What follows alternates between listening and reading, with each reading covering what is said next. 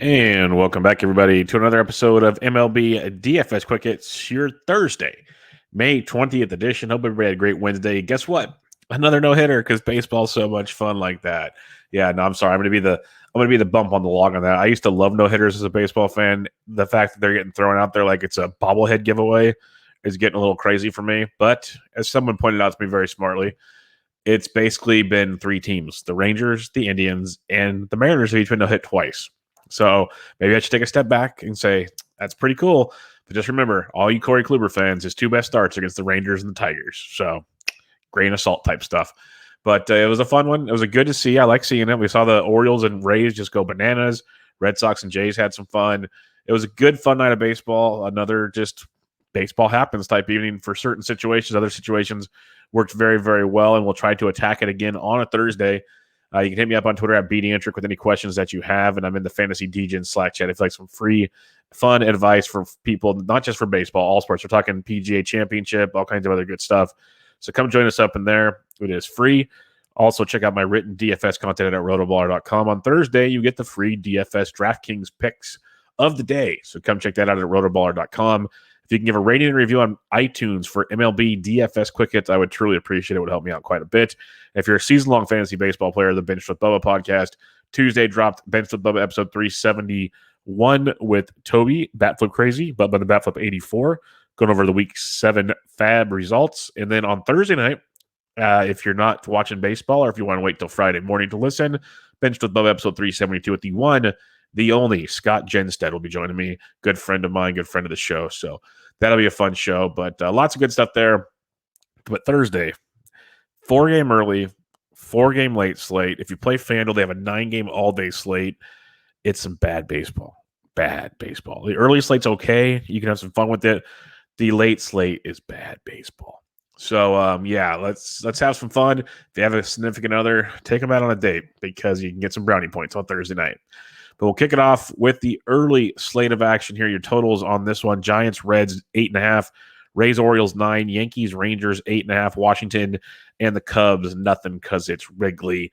Pitchers on this slate: you have Tyler Mahle at $9,200 against the San Francisco Giants. I don't hate it. Just know the Giants have a bunch of lefties, and lefties can get to Tyler Mahle. Mahle has been quite effective this season for the most part. Good quality start type pitcher.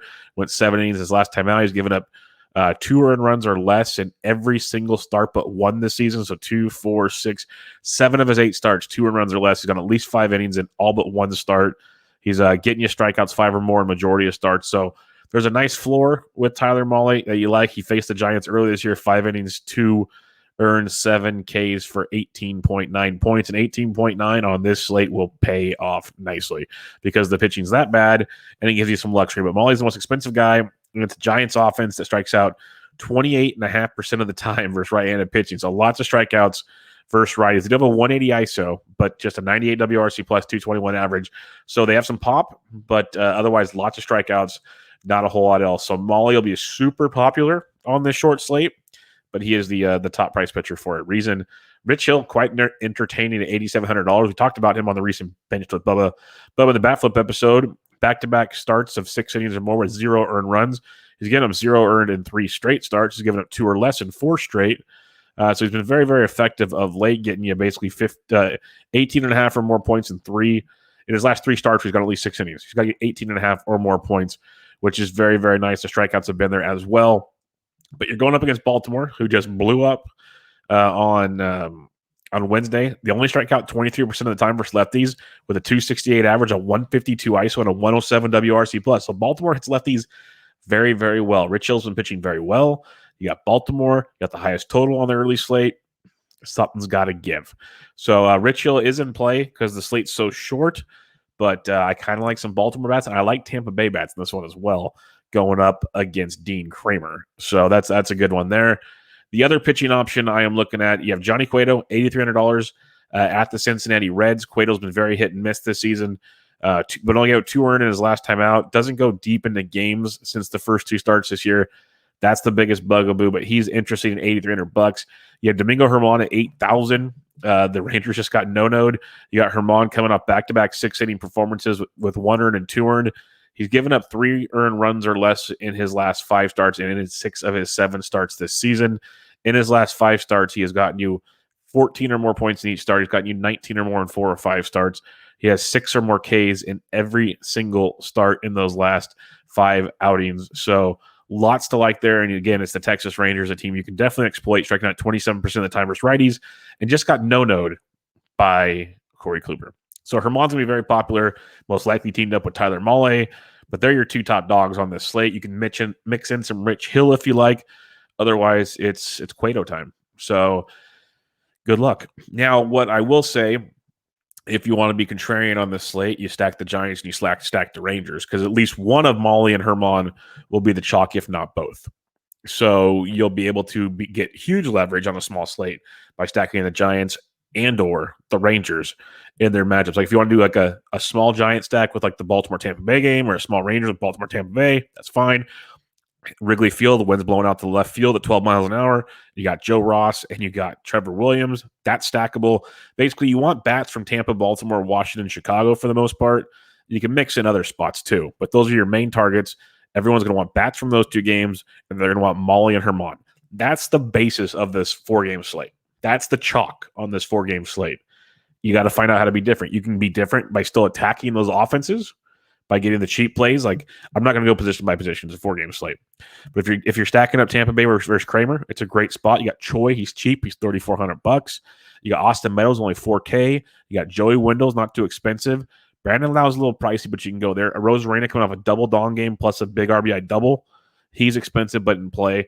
So you can mix and match things there. Kevin Kiermaier just came off the IL. He's basically always unowned. Zunino, I'd imagine, has the day off, but actually Mejia and Zunino both played. Mejia DH'd. So Zunino will probably have the day off, the day game after a night game. But like, I love Choi, Meadows, and a Rosarena. That's my big 3. After that, Wendell, and then after that, Lau. But once you get to Lau, you can have Lau, you have Kiermaier, whatever. But if you want like a 4-man stack, it goes with Meadows, Choi. That's 1-2. Mix in a Rosarena 3, and then find your 4th with Wendell and company after that. So that's where I'm looking with Tampa Bay versus Kramer. If you're going Baltimore versus Hill, Trey Boo Boo double donged for us on Wednesday. Always love Trey. Mountcastle starting to swing it. Freddie Galvis when deep. He's a switch hitter. Severino's a good switch hit and catch, or not switching, but right-handed catcher. There's a lot to like. Austin Hayes is swinging it well. Cedric Mullins. Lots to like here because Rich Hill's probably the 3rd most popular pitcher, so Baltimore might be a little less chalky on this slate. So the Baltimore stack is very, very much in play. Again, hit us up in the Slack chat if you have any questions. I might not hit all your players for you because I'm not going through every position. Such a small slate. I'm just giving you how I'm breaking it down. So much easier than going through all this garbage today. Cincinnati and the Giants. Like, we want the Tampa Bay Baltimore stack. We want Washington, Chicago. Trevor Williams, you attack with lefties. Soto went deep on Wednesday. Schwarber's got 3 career home runs against him. You go back to that well. Bell's been hot and cold, but if in a tournament, he's cheap. He fits the mold. I'd rather have G-Man Choi than Josh Bell on this 4-game slate if you're breaking it down that way. But if you're stacking up Washington, you want Bell, sure. Castro's a cheapie. Harrison's a cheapie. Gomes is a cheapie. But mainly it's Soto, Turner, Schwarber. Those are my main targets. Keep an eye on Andrew Stevenson because Victor Robles left the game on Wednesday, and we liked him a lot, and he was playing phenomenally. Left the game with an ankle injury. Wouldn't be surprised if Andrew Stevenson starts. He's very, very cheap as well in the outfield. So that's another cheap angle versus Trevor Williams. On the flip side, on that one, you got Joe Ross, who I just love to tee off against. Javi Baez had a pinch hit dong on Thursday. You got Chris Bryant, of course. Contreras might get the day off, day game after a night game. But look at the likes of Nico Horner, Matt Duffy, Boat. Lots of options there in that Chicago lineup. A lot of cheap options if you need them. So Chicago and Washington, great stack. Prefer Washington over Chicago. I prefer Baltimore.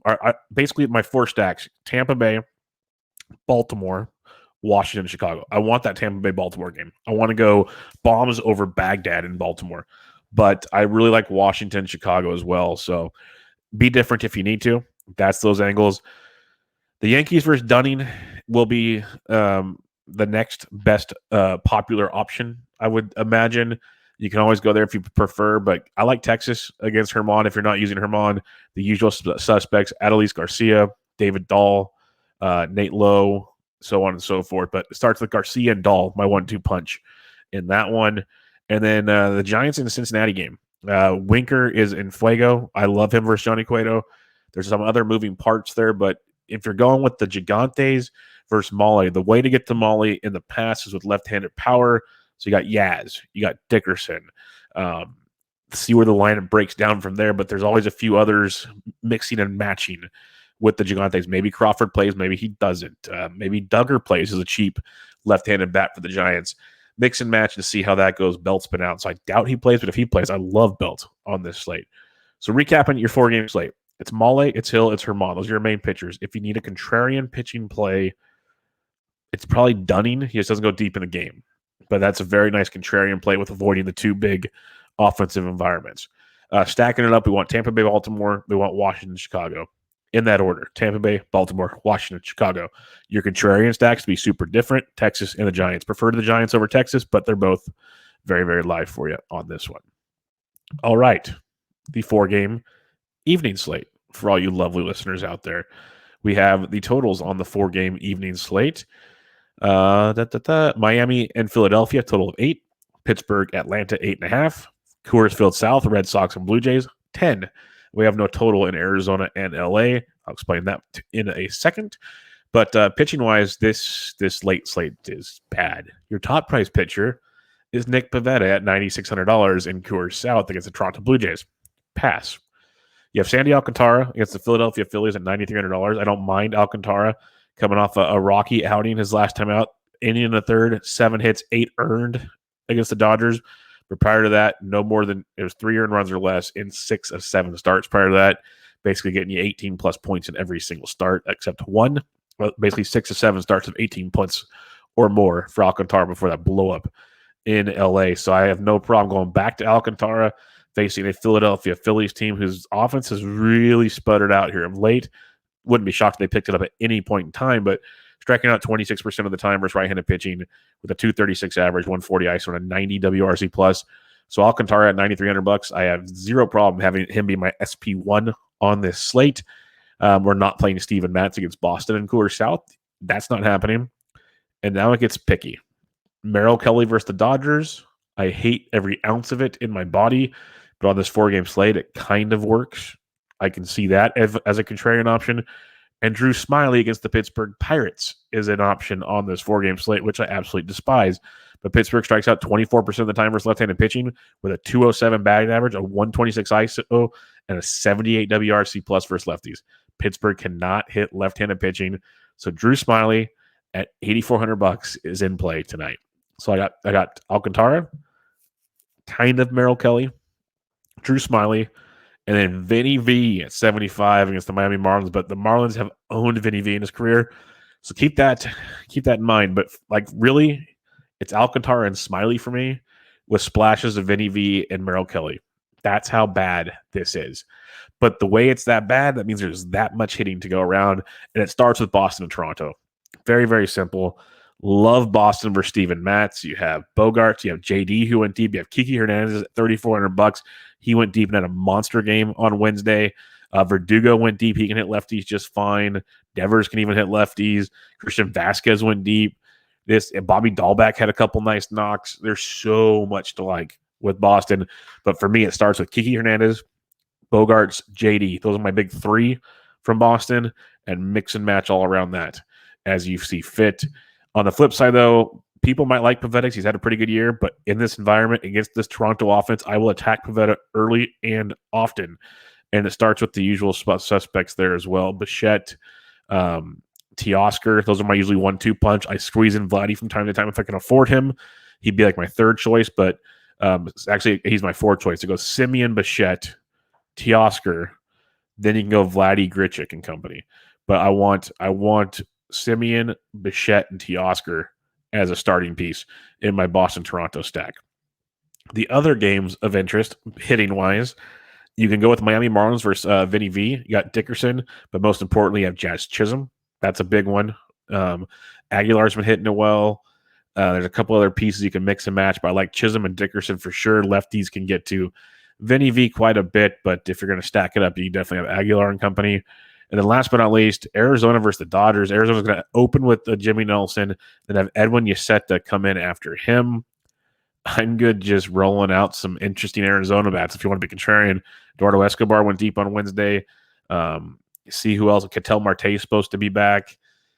Mix and match some of those pieces. They're a beat up offense. Pavin Smith will be out there and a few others. So you can get some nice, young, cheap, low owned exposure. Plus, the 3 early games are all in the 7 o'clock Eastern hour. The Arizona LA game is at 10:10 Eastern. Big gap in time. People might leave low ownership late so they can get their early games in. So keep that in mind as well. But it's pretty much Alcantara. Smiley for me. Mix in some Kelly and Velasquez if you want. Stack up the snot out of Boston, Toronto.